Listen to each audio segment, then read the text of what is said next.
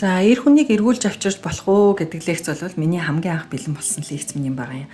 Ер нь бол би бодролуудаа тэмдэглэдэг, янз бүрийн тэмдэглэх хөтэлдэг байсан л да. Тэгээд ингэж эрх зүйл дундаасаа олж мэдсэн бүхнийгээ ялангуяа надад бодитойгоор тус болсон миний асуудлыг одоо яг жинхэнэ утгаараа шийдсэн тийм зүйлсийг би хүмүүст хэлэх юмсан гэж би хүсдэг байсан. Тэгээд тэр бүх зүйлс маань хоримтлагцаар байгаад мэргэжлийн одоо сэтгэл зүйч болохоор суралцж эхлэхдээ минь зэрэгцээд ингээд лекцүүд болж боловсрсан түүхтэй ер нь бол тэгэхээр хэцүү хүүхдийн сэдв бол миний хамгийн анхны бөгөөд хамгийн чухал сэдв байсан ч гэсэн ер нь бол хамгийн түрүүнд бэлэн болсон нь энэ эр хүнийг эргүүлж авчирч болох уу гэж лекц юм байгаа.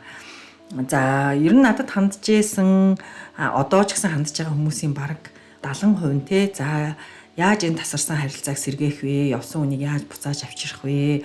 За эргэж ирсэн хүнтэй дахин уулзраа одоо яаж олох вэ гэдэг зүйлийг асуугаад идэг ер нь надаас.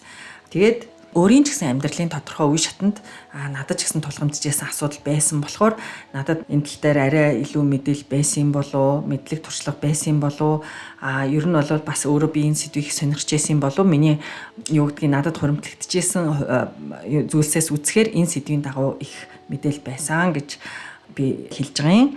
За байсан гэж хэлж байгаагийн учир бол одоо сүүлийн хэдэн жил бол би ажлын л биш шалтгаанаар бол энэ сэдвийг сонирхоо ерөөсө болцсон ийм төрлийн ярианд ерөөсө би оролцоо болсон гэсэн үг. Гэхдээ энэ сэдв бол энэ хүн төрөлхтний амьдралын далайг хамгийн их буцалгадаг сэдвэ гэдгийг би мэднэ.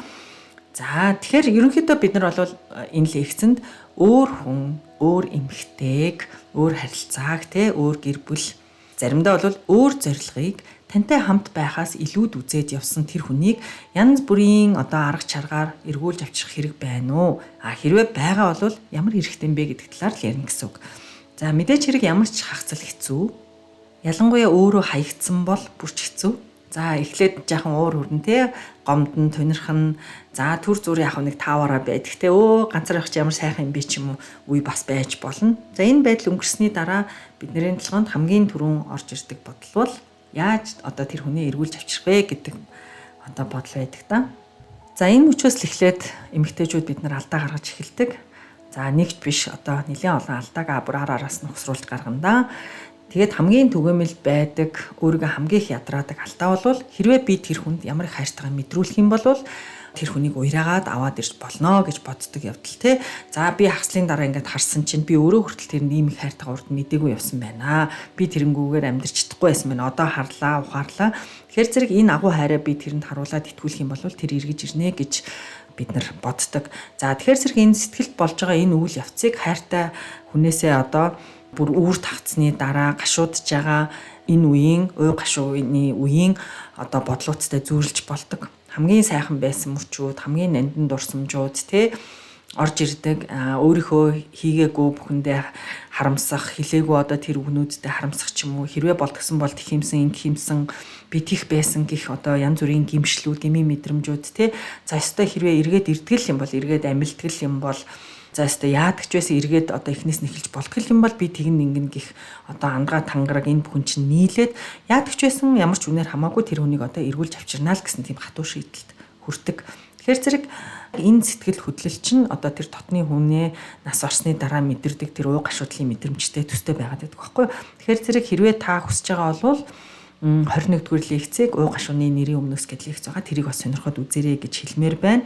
Энэ бол бид нар сэтгэлийн тэнцвэрээ олох, эрүүл одоо сарвал ухаанаар сэтгэж эхлэхэд их тус болдго юм аа.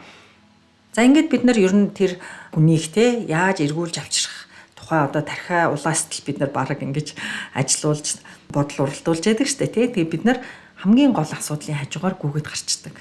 Яах гэж тэр хүнийг авчирч байгаа? Тэр хүнийг яах гэж буцааж ирүүлж дууссан харилцааг эргэж, гагнаж, сэргээж амьлуулах гэдэг юм Тэр ирснээр миний амьдралын юу өөр болох юм бэ гэдэг гол асуулт байхгүй юу? Тэгэхээр гол утга энэ бидний бүх хүчин чармаалтын амин гол нь ерөөсөө энэ асуулт бол бидний ганцхан энэ харилцааны ч биш. Бидний бүх оршихуйн улаан гол нь гэсэн үг. Яах гэж. Тэгэхээр зэрэг яах гэж гэдгийг бид нэр мэдгүй л байгаа бол бид нар голгүй байна гэсэн үг.